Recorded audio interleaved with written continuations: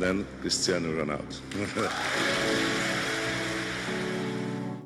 Previously, we discussed how Cristiano Ronaldo became the best player in the world, how he transformed himself into a global brand. We left off at his record-breaking transfer to Real Madrid for 94 million euros in 2009, approximately 130 in today's money, a fee that broke records at the time. Fast forward to today, and that same amount of money would get you like Declan Rice or Anthony. For many football fans, Ronaldo's time at Real Madrid represents the peak of his career, the golden era of CR7. However, from the very first day, he was a subject of controversy. He arrived in Madrid wearing a Nike t-shirt, despite Real Madrid having a deal with Adidas. And at the time, Raul Gonzalez was playing his last season at the club, and Ronaldo was okay with wearing the number 9 because his brand CR7 was not as famous as it is today. But he insisted that his jersey name would be Ronaldo, along with the number 9. A demand that wasn't simple, considering that the legendary R9, Ronaldo Nazario, had previously worn the same number with the same name at the club. This change required Real Madrid to make an exception, which they ultimately did. But the problems did not end here between Cristiano and Florentino Perez. A bigger issue arose with his image rights. Traditionally, Real Madrid retained 50% of their players' image rights, a non-negotiable policy, even for stars like David Beckham. But Ronaldo's agent, Jorge Mendes, saw this as unfair. Real Madrid justified their stance by pointing to the massive transfer fee they had paid and their need to generate revenue. They also highlighted Ronaldo's weekly salary of $211,000, twice that of the club captain Raul Gonzalez. This was not just a football transfer, it was a business deal for both Ronaldo and Real Madrid. This was as much about branding as it was about football. But what came next would shape Ronaldo's legacy beyond the game. A few months later, Ronaldo starred in a Giorgio Armani ad, flaunting his sculpted physique, prompting the Daily Mail to declare, anything David Beckham can do, now Cristiano can do too. By 2014, Daily Mail investigations revealed that Ronaldo's earnings from endorsements alone exceeded $26 million annually, surpassing Beckham at his peak. And he was still young, with many more years ahead. Ronaldo became a marketing powerhouse, a term famously used by journalist Ira Boudway in his article, Cristiano's Body, Sponsorship Machine, and Anatomical Guide. His physique itself was a billboard, as he promoted everything from hair products to facial muscle trainers, luxury watches, dietary supplements, Samsung phones, Toyota cars, castor oil, and of course, Nike and even KFC, despite his strict diet making it unlikely he ever ate KFC. But despite all this, the question still is, why Ronaldo? Why him? The reason brands flocked to him wasn't just for his looks. By 2014, he had a crazy trophy cabinet. In addition to his Manchester United titles, he had won Copa del Rey, La Liga, and the long-awaited Champions League title in 2014, Real Madrid's first since 2002. The legendary La Decima was a milestone that the club had invested in heavily, and Ronaldo played a pivotal role, scoring 17 goals in that campaign, which is still a record in a single Champions League season. At this point, he had also won 3 Ballon d'Ors, 3 Golden Boots, and 2 UEFA Best Player in Europe awards.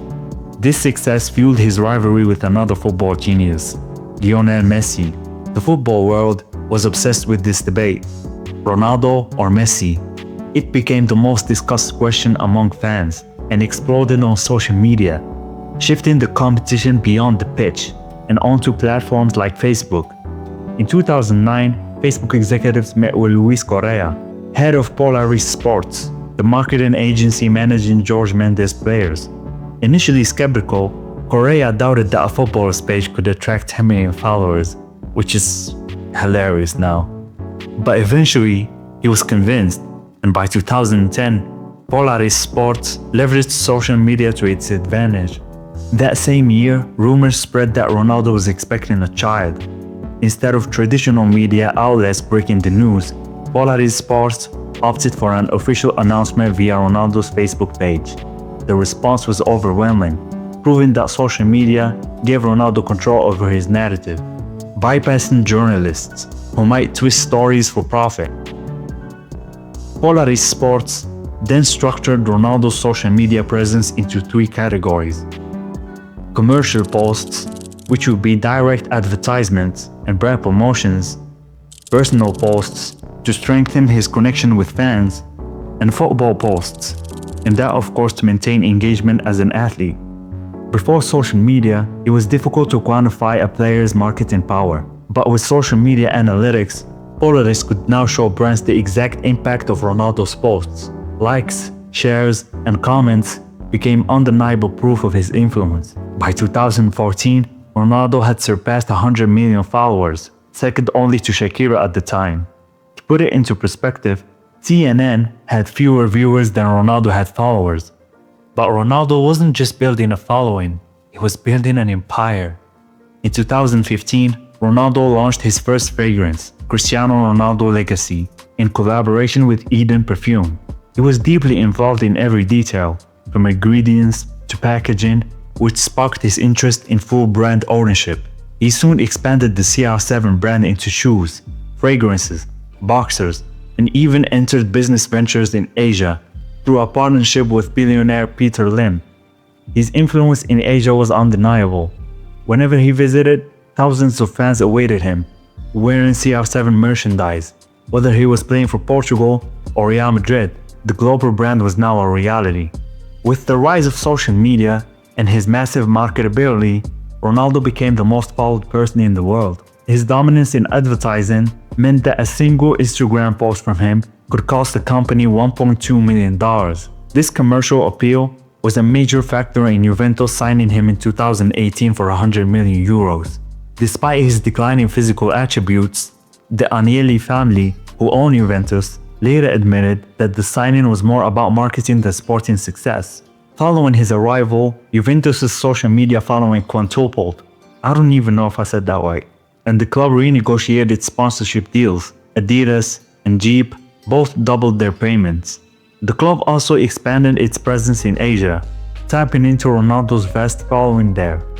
After building a massive fortune, Ronaldo didn't just let it sit in the bank. His financial director, Miguel Marquez, managed his wealth with a team of 15 advisors, overseeing investments in hospitality, tourism, real estate, sports, cosmetics, and even water. Marquez, who also manages the wealth of over 300 celebrities, including Jose Mourinho, ensured that every CR7 investment was profitable. In January 2023, Ronaldo made one final business move, signing with Al Nassr in Saudi Arabia for the highest salary in football history, $200 million per year. Of that, $60 million was for playing, while $140 was allocated to promotional and image rights. His move had a domino effect, inspiring superstars like Neymar, Riyad Mahrez, Sadio Mane, and even the 2022 Ballon d'Or winner, Karim Benzema, to follow suit. Cristiano Ronaldo's story isn't just one of sporting greatness, it's the story of a man who turned himself into a billion-dollar empire. His legacy extends beyond football, proving that success isn't just about what you do on the pitch, but also how you brand yourself off it. And in that game, no one has played it better than CR7.